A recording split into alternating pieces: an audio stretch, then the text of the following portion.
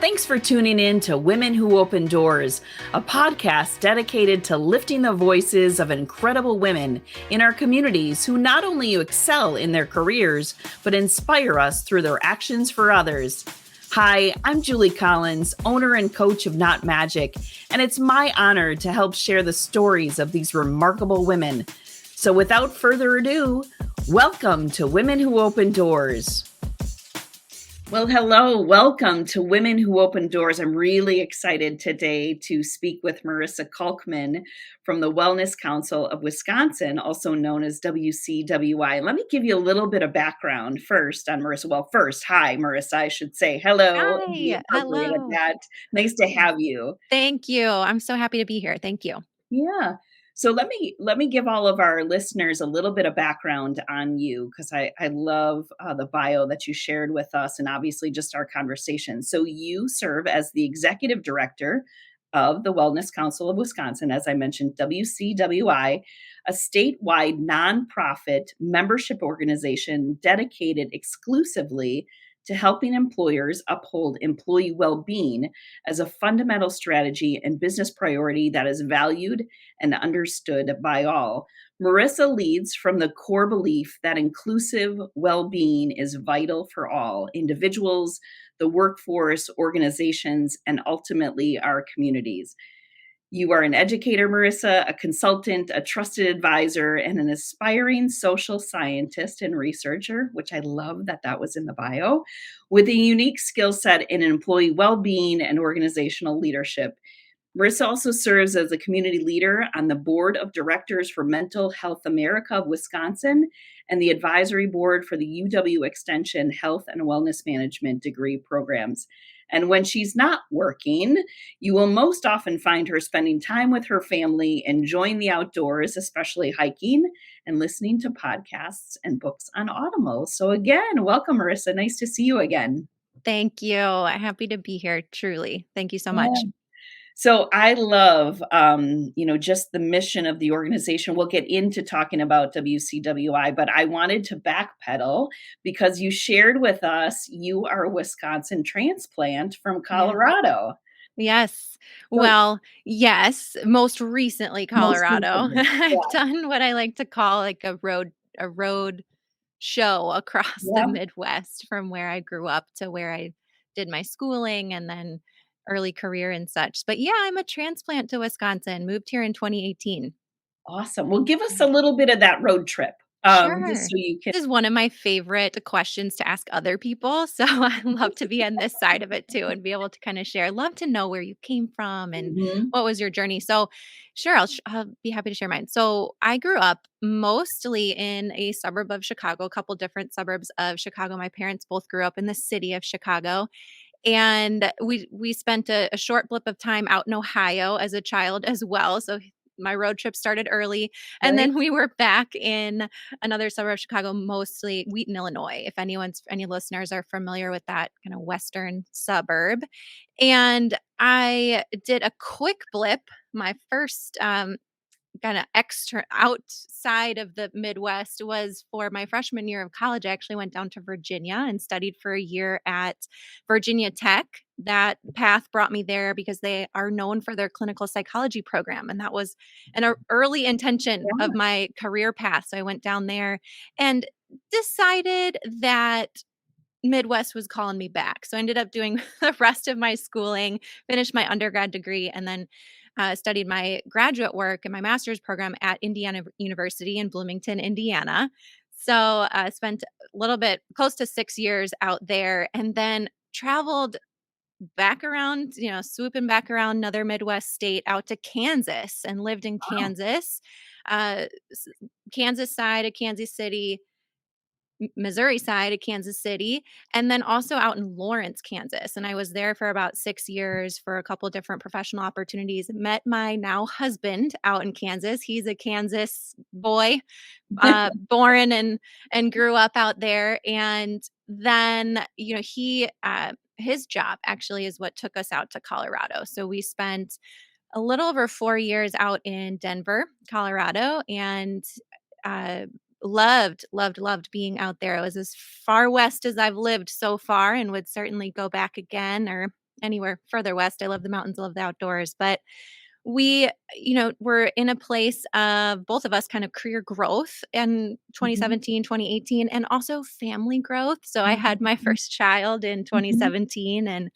we were just in those big consideration moments as you think about kind of where you want to continue to grow your career and grow your family. And we thought long and hard about where we should go next, if you will. And my parents actually, you heard me say they both grew up in the city of Chicago. They both decided to go as alternative from that as they could, and so they moved up to a small lake town here in Wisconsin. And that just really, got us thinking about Yeah, getting a little bit closer to family and finding a place that we could call home. And Milwaukee called us called us up, if you will. And my husband actually ended up getting a job first. And then I was able to find something shortly thereafter. And so we've been here since 2018. And so far we're loving it. We're loving the Wisconsin life and all that it has to offer for us and our family and yeah, all of that. So, yeah. yeah. Well, we don't as many mountains as, Right. as Colorado. Right, but there you know what is so It's interesting beautiful. is Colorado is such a landlocked state, right? I Mhm. mean, we've got some fantastic rivers and that Mhm. sort of thing, but the lakes and the water and the ability for Mhm. that sort of outdoor activity, as everyone well knows, Wisconsin Yeah, is great for. Um, so yeah, so we, transitioned a little bit from mountain yeah, hiking to doing some other things out here in yeah. Wisconsin. Yeah. There's a lot of transplants, I think, both ways. I remember taking a ski lesson out in Colorado, and, Yeah. like, half of the people there at the lesson were from Wisconsin. I was like, Yes. "In Colorado." Yes, I Yeah, know, that's actually funny you say that. I feel like there's an outdoorsiness to a lot of people yeah. that live in Wisconsin, and then you think, similar Mhm. to those in Colorado and other states that kind of have that outdoor recreation, and I've found that myself, right? Where it's like a Yeah, lot of people that I meet here love Colorado, love skiing, love to go out there and share in that outdoor recreation. So, kinda yeah. cool. Yeah. Awesome, awesome. Well, we're Yeah. glad to have you and your Thank you. family. Yes. Yeah. It's been great You for know, sure. so part of the reason why we really wanna have you on is, well, first of all, my background was in HR. So culture and, the vitality of the team and employees, super important to me Mhm. from ground zero, right? So I really was interested about learning more for our listeners too, Mm. especially in this world today of talent retention, talent, recruitment, really about how your organizations fits in for employers. And Yeah. so, we shared a little bit about it at the beginning. I did find an interesting fact when I was looking at your website. It said 500 employers are Yep. members, Yep. correct? Yep. 450,000 employees are members of So, WCWI. Is that right? Did yeah, I get that that? very close. Okay. So the way we talk about it is, yes, about 500 total employer or organizations Yeah, that are members, and so our membership is structured so that we really serve and support the employer organization as a yeah, whole, uh, because of the influence and impact that the employer and the decision makers at the organization have in this space of employee well-being. So we really think it's important to serve the organization as a whole. So 500 organizational members, which translates into anywhere between 600 to 700 people at those okay, across those 500 organizations that we're yeah, directly supporting with our professional development and our resources and that sort of thing. And then I like to think big and kind of what's the ripple, what's the impact mm, of yeah, the service and support that WCWI can bring, and that's where that number, that 450,000 employees, people in mhm, the workforce that are impacted through those strategies and those things that employers and practitioners in the employer organizations are doing for their people, right? awesome. So yeah, so it's kind of that ripple, right? The Yeah, employers at the center, then the practitioners or the mhm, professionals that are doing the work, and it ripples out to yeah. the workforce as a whole. Yeah. So kind of boil it down then for lay people that are not in the HR world, Yeah. right? That live and breathe it every day. So Yes. just, kind of give us the mission again of the organization and what you're really trying to do with WCWI. Yeah, so WCWI is a 37-year-old organization, right? We've been doing this work, this mission-driven work to support the employers and then have that impact on the workforce for a long time. And as you might anyone can imagine, right? 30 plus years in any sort of work has seen a lot of shift and Right. change and evolution.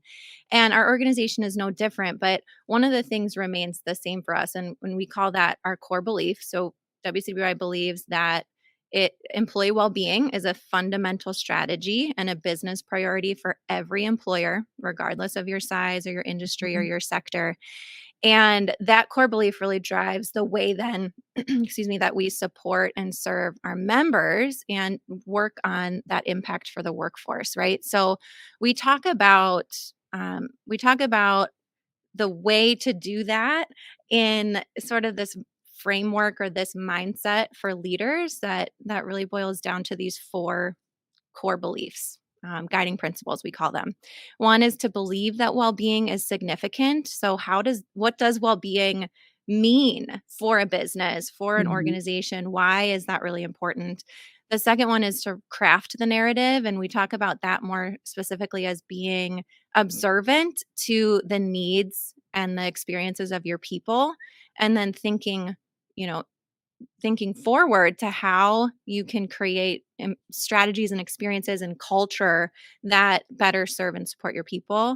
And then we talk about cherishing growth. And the word growth, I feel, and WCBI talks a lot about growth as being sort of you can interchange that word with people, Mhm. cherishing your people and really putting Mhm. them as the highlights, the biggest asset that an organization has, and thinking about how you cherish them and you support them to grow and flourish. And then finally, the principle of bravely acting.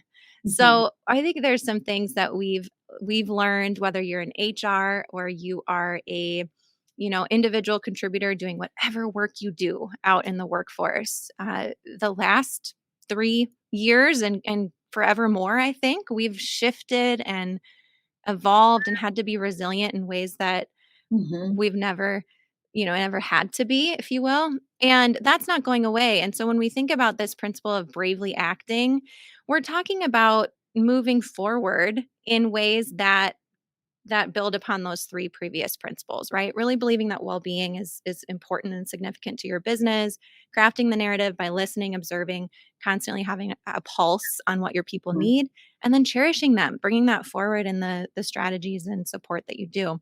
You heard or you mentioned in my bio the term inclusive Mhm. well-being. Yeah. We talk a lot about that at WCWI because the word wellness and well being, we intentionally use those words interchangeably because the concepts are so similar. Mhm. And so we've started to talk about inclusive well being to bring that forward in conversations in the workplace, right? We are each and every one of us are unique and different. We come from different spheres of Mhm. influence in our lives. We have different experiences, but we are all human, right? We all Mhm. have that central need and desire and aspiration to be well. And Mhm. so what can we be doing and thinking about as organizations, as leaders, as professionals, as passionate about this work that has an outcome towards the better common good, right? So I know Yeah. I just kind of mentioned like a lot of big words and Yeah. big concepts, but what it boils down to, right, is people. It boils down Mhm. to supporting the people as your greatest asset and just thinking bigger and broader about the ways that as an employer, as a leader, you have power and influence and responsibility to do that. Mhm. We noticed that on the tagline for you, and you touched on a couple of the words, Yeah. right? Like changing the narrative of employee Mhm. well-being. Mhm. So, walk us through really kind of the key elements. Is it because of your pillars that you described, or what are the ways, what's really the why of why Mhm. you're changing the narrative? Yeah. Well, changing the narrative is essential because we, like I mentioned, right, people, we're constantly changing. Our experiences are very dynamic. I mean, Mhm. COVID, that bad word, right, Right. is is something that has marked, globally, Mhm, marked a huge shift and change in how we've all experienced our lives, mhm, different elements of how we need to draw on our resilience or practice our resilience or work through challenges that we've never worked through before. The mental health pandemic, kind of the mhm. silent pandemic that's arisen from, experiences out of COVID is just one example of that, right? So when we talk about changing the narrative, we are um, kind of drilling down to then zoom out, if that makes sense. Mhm. So when we think about, again, those terms wellness and well being, wellness is not new in our Mhm, workplaces. mhm.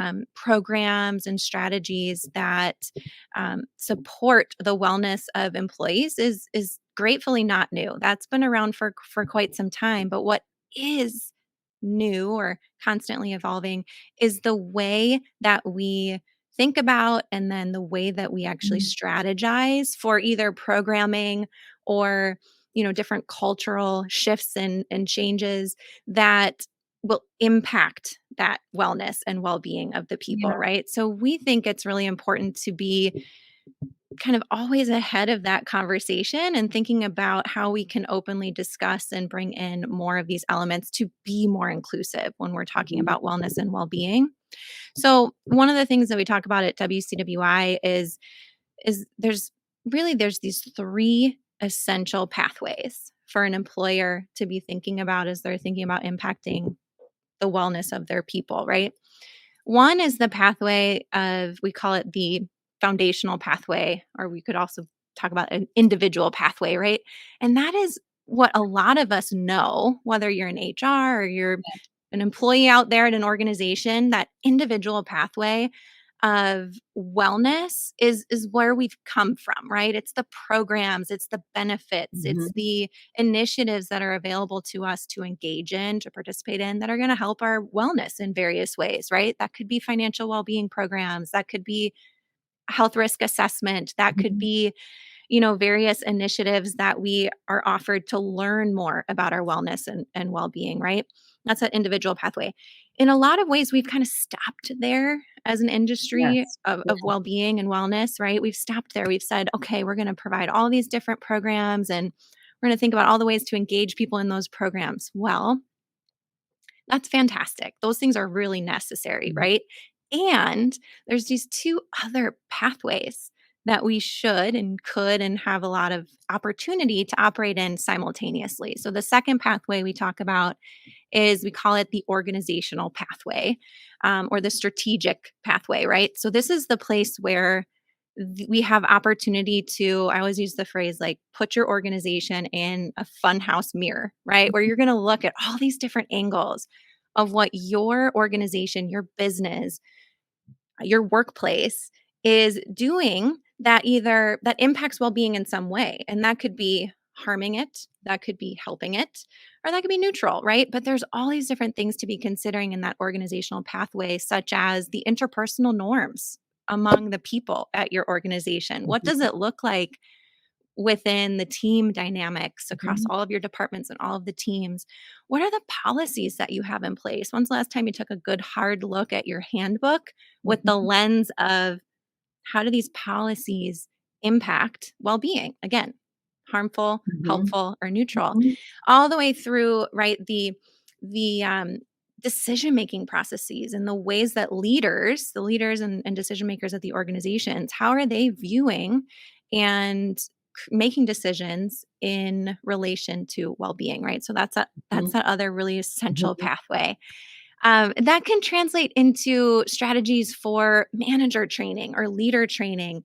And mhm, that could look like emotional intelligence. That could look like trauma informed care. That could look like all of these mhm, various, ways that we might support people in their well-being. And then the third essential pathway that we talk about is what we call the systemic pathway, or the other word would be community. And mhm, so that's the really essential acknowledgement that people are coming into your mhm, organization to do work there, coming from all different mhm, human experiences, life circumstances, cultural identities, and beyond, right? And so that's the acknowledgement that an employer is a part of a Mhm. much bigger system, and those people that we're, responsible for, as they're our employees, they're on our payroll, they, also have a wide range of systemic, impact in their own lives. And so that one is a tricky one because there's that acknowledgement. And then there's also the acknowledgement of the responsibility of the employer as being part of the greater system. And so, what are things like the diversity, equity, inclusion Mhm. strategies? What are the, you know, ESG and corporate social Mhm. responsibility efforts of the Mhm. organization, and how does that interplay with the way that their own workforce Yeah. is impacted, Yeah. right? Mhm. So, I hope that was No, helpful. I kind of tangented there, no, but no, no. You did great. yeah. You did great because I think, what I love about the way that you're even describing it, I love that you've kind of segmented it, but really they do, they're interconnected, all pieces of Mhm. that, of each one of those pillars, if I got it Yeah. right. I'm not sure. But Pathways, we call them. Yeah. Uh-huh. they really are all interconnected between each Mhm. other.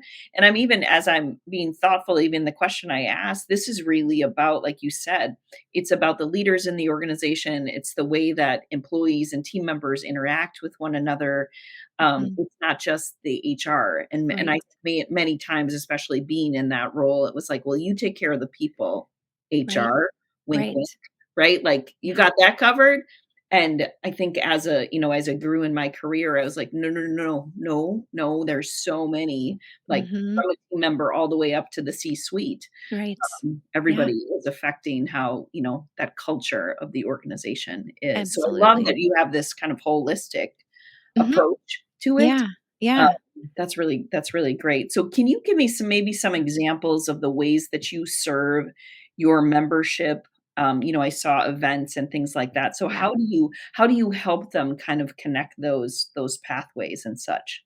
Yeah. So WCWI's membership is really, I'm going to use some more words here, descriptive words, but hopefully this will help to bring some clarity to your question. So we talk about these four experience competencies that Mhm, every WCWI member is going to have through the benefits of membership. And so one is empowerment and being equipped. So that's our professional development. We mhm, offer all sorts of virtual learning, in person learning. Our organization is a provider of a large annual conference that we are going to be in our 33rd year coming up here in 2023.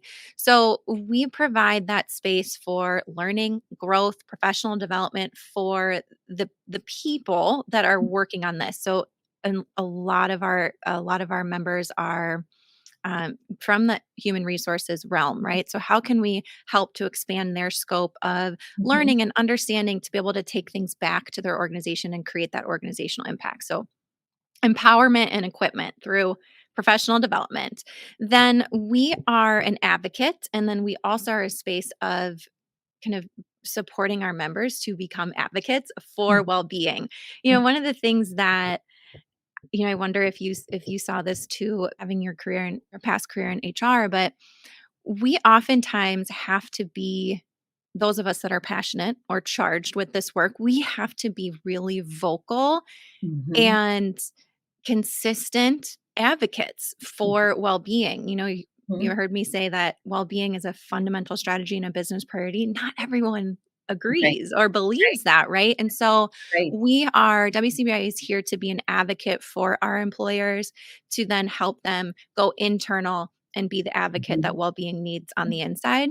mhm, The third competency or kind of promise that we give to our members is that we are going to lead the common agenda. So we are a conduit and a convener to bring these conversations and this important discourse to the top, right? mhm, So I like to think this is one of my like personal mottos, but I also relate it to WCWI because I think it's true for our organization as well. If it's not me, then who, right? So if it's not WCWI, then who? Who is mhm, leading this important discourse around the value of well-being?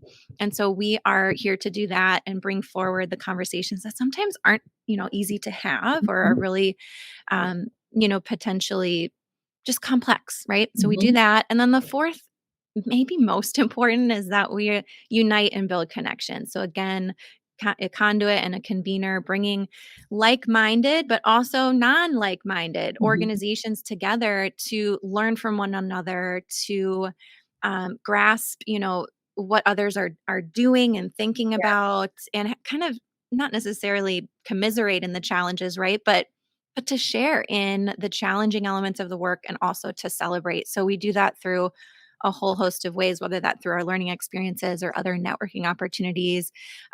We also support our members to connect in small groups and one-on-one as well, and are looking to grow that to support more industry related connections, Mhm. role related connections, and that sort of thing. So that uniting and building connections is another space. Again, if not us, then who, right? For this Right. particular topic of employee well-being. Yeah.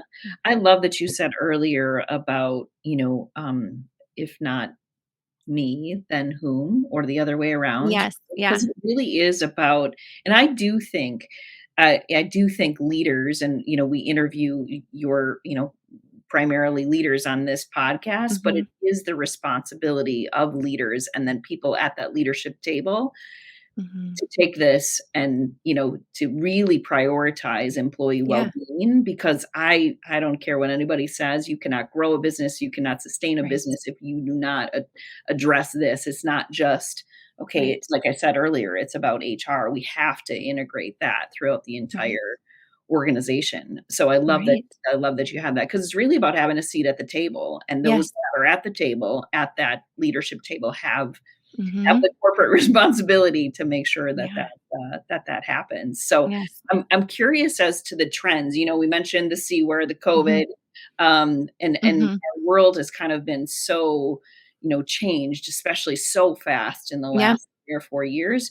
So I'm curious the trends that you're seeing that employers are now maybe even leap starting, that, Yeah. not lagging anymore, that you're seeing the trends that employers are now adopting, that you can share and maybe Yeah. inspire some of those listening with us. Yeah, absolutely. So I'm not sure if you have seen, I'd be happy to share a link to this too if you want to Sure. share this out.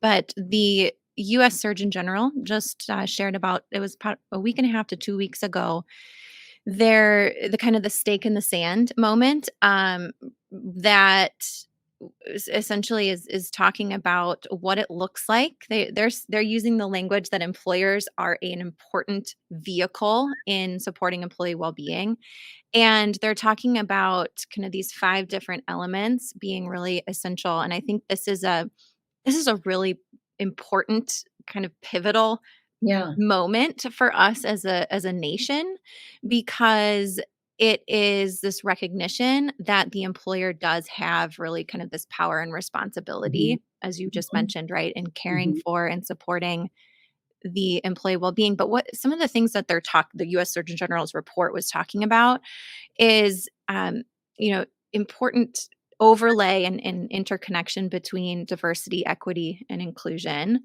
Mhm. and belonging, and the social and emotional health Mhm. of employees as being, again, um, inextricably connected, right? We can't look at a physical body and not also recognize that their health and well-being is not just the physical health of their body, right? And or that there's so many interplays between emotional health and mental health, and then the health of your body too, right? So this report is really calling that forward and calling attention to it. And there's elements of trauma awareness and the importance of, again, sort of those core human experiences that come with us no matter where we are, at home, at Mhm. play, Mhm. in our workplace, and that sort of thing. So I would absolutely recommend that your listeners, anyone out there, take a look at that report. Again, it was a pivotal moment for Yeah. us as a um, from a you know governmental Mhm. perspective, to say, Mhm. hey, this is something we need to be talking about, Right. and this is something that employers have a real responsibility in. So I think that's going to encompass a lot of those forward trends. I think there's some other things though that I want to mention that are certainly trends, but I think they're like emerging trends from a wider landscape, if that makes sense. So things like weight stigma and weight neutrality, and recognizing that there are all sorts of spheres of influence as all the things that kind of are traditional markers of health and traditional Mhm, markers of wellness. So discussions around health at any size and weight neutrality and the real implications of weight stigma and what that's mhm, looked like in employer-based programming and employer-based wellness support in past years is, it needs to shift and change. And so bringing more, education and understanding to light in that way. I had mentioned it earlier, but the experiences of mental mm, health and the stigma, the breaking of stigma around mental health is, I think, will be hopefully a trend for quite some time. I hope it never goes away. mhm, That again, this importance of our mental health and our emotional health, but mental health is a spectrum, right? We all have mental health. It mhm, can be good, it can be struggling, it can be diagnosable conditions that we're mhm. experiencing that would be more mental illness, but it is a part of literally everyone, Yeah, right? Whether our own experience mhm, or those of loved ones or coworkers or what have you. And I think we're seeing quite a bit more acknowledgement around that first and foremost, but then also sort of this active approach to breaking the stigma of mhm, what is currently surrounding mental health. So I think that's something that I like to call it, COVID was sort of a great reveal of mhm, the mental health challenges of people, and just mhm. happened to show up quite a bit in our workforce, right? Because people are our workforce.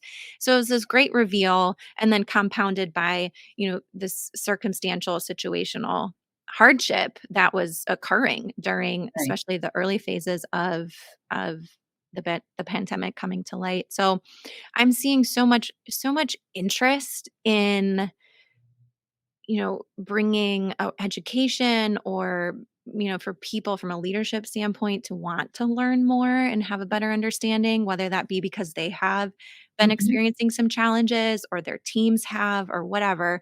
But really that is coming to light as like I said, a good, Yeah, good, hopefully ongoing trend that doesn't go away. yeah. Yeah. Yeah. Well, it just goes back to what you said earlier too, like, that is a Mhm. set of experiences that an Mhm. employee or team member bring to work every day, Yes. whether or not Yeah. you wanna acknowledge it or not. Right. It comes. Yes. It sits at the table, it sits at the desk, it sits at, Yep. right at that spot. So Mhm.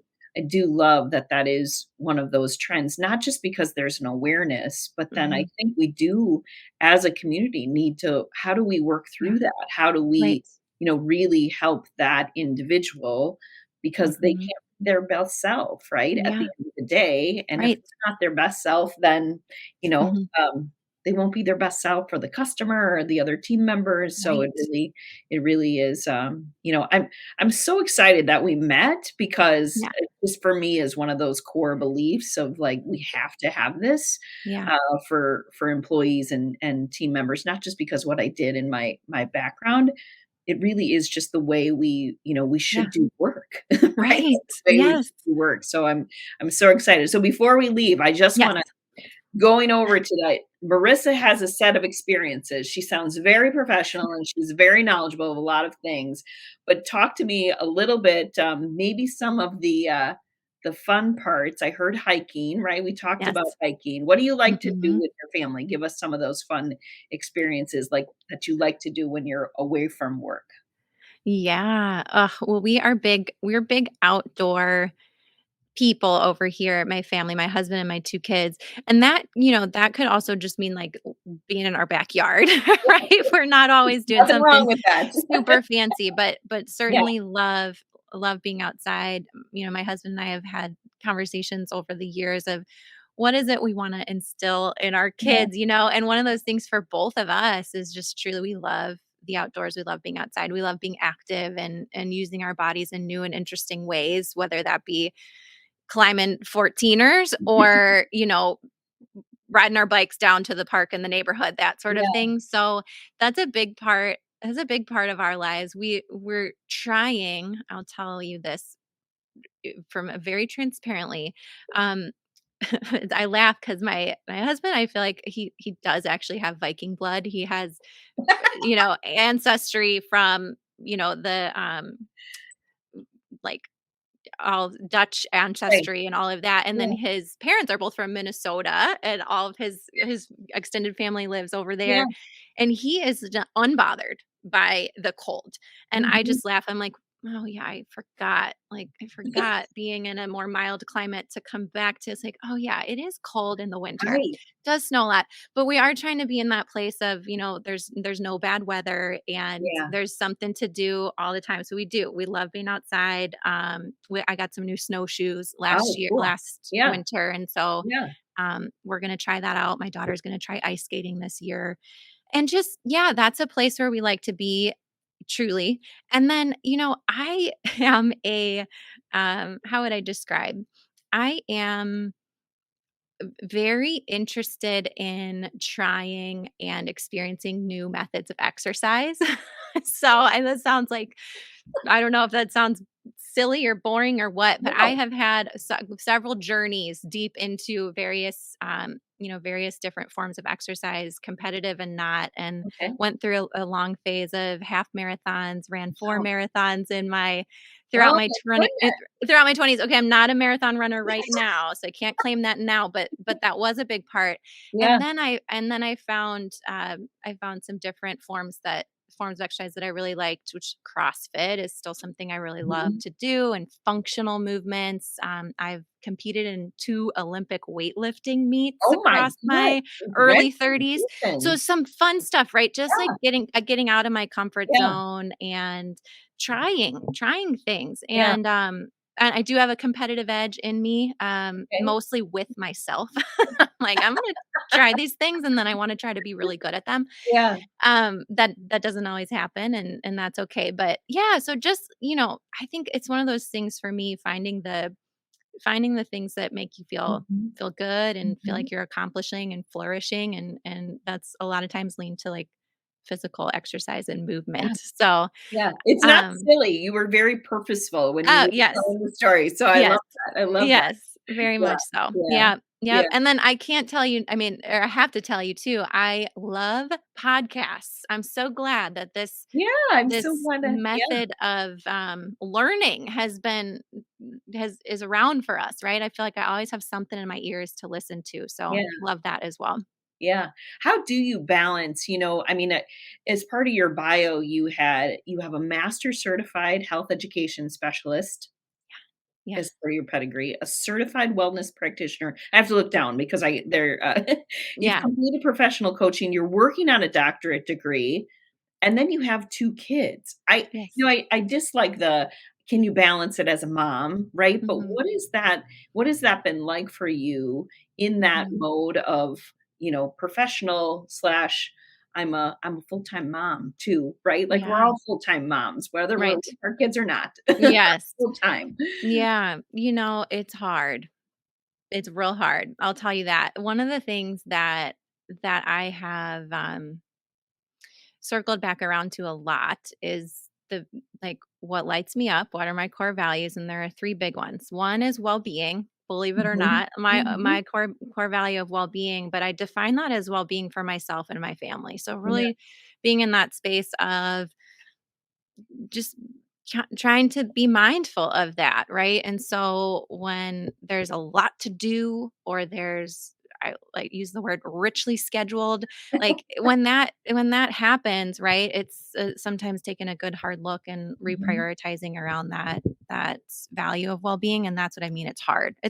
Like I really do um struggle sometimes with that. But my other two top core they have three top core values. The next is growth, and Mhm. so that's, and it's wanting to be in a place where I feel like I am continuously growing myself, but also contributing to that of others. And that is when I can really lean into that. I find that across all of the different Mhm. identities that I hold. Mhm. And so, again, trying to really make sure that that rises to the top and you sort of integrate, right? And Mhm. I don't know if you've probably heard this phrase of like, you've got a lot of balls in the air, Mhm. and there's a few of them that are glass. The rest of Mhm. them are some Mhm. other, metal or plastic or Mhm. whatever, and so making sure that those glass balls are the ones that you don't drop. And again, not to say that I've never dropped a glass ball, but, like, it's just the way I think about it, right? And kind of recentering on well-being and growth as the Mhm. core values, and if I'm doing that, I'm doing okay, you know? Mhm. But it is hard. That's Yeah. there's no Yeah. other way to On for these me, at least, no other way to describe it. Yeah. Yeah. Yeah. So And especially when they're young too. right, Yeah, right. in the thick. I heard my daughter once tell my husband in the other room, she goes, "Why is mom in school?" Like, she's 5, she's a kindergartner, so she's in that phase of, like, she does like school right Yeah. now, gratefully, and I hope that continues, but it's just funny, right? Like, she is in this zone of, like, she has to go to school, and that's part and then here I am, like, because I want to. Right. So Right.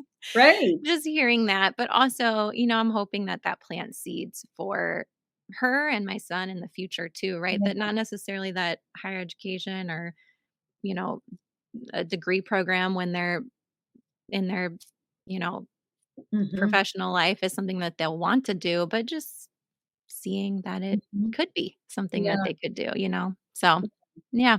Well, you've just been a delight to talk. I'm definitely gonna need to schedule some wine or coffee with you Yeah, again. I would love to keep just exploring this and, yeah, so I would thank love that. you so much for being on with us today and sharing more about WCWI and your Yes. background and again, back to this core of, we need to really put Mhm. our employees front and center, just Yes. like we do our customers. So Yeah. so thank you. Where if people are not familiar with WCWI, where Yeah. can they get in touch with you if they wanna learn more? Share that with us. Yeah. So I would recommend three main places. I mean, our website, wellnesscouncilwi.org, Okay. is a great place to learn about us, get in touch with some resources and connect with us too. Of course, my staff is always available for people to connect. So definitely our website. We do have a pretty active LinkedIn presence, sharing relevant information, again, being that leader of Mhm. discourse out there on LinkedIn, the professional network. So you can find us out there. WCWI is our LinkedIn professional page. And then we also have a podcast. We launched at the end of 2021. So there's a couple of handfuls of episodes out there. The podcast is Mhm. called Changing the Narrative of Employee Wellbeing with WCWI, and it Awesome. can be found on our website or streaming on Cool. most places where you listen to podcasts. That's awesome. That's Yeah. awesome. Well, thanks again, Marissa. We're filming taping right before Thanksgiving, so have a Yeah. wonderful holiday with your Thank you. family, kiddos, and Yes. enjoy some turkey and the weather. So thanks again, and Thank you. I will definitely probably connect soon. Awesome. Thank you. And to you and yours as well. Happy Thanksgiving. Thank you. Thanks, Marissa. Thanks for listening. We hope you enjoyed this episode as much as we have. Are there inspirational women leaders in your life? Recommend them for this podcast by emailing me at jcollins@knot-magic.com and telling me why they're the perfect person to be featured. And please leave us a review on Spotify, iTunes, or wherever you find your favorite podcasts to help us share these amazing women with others.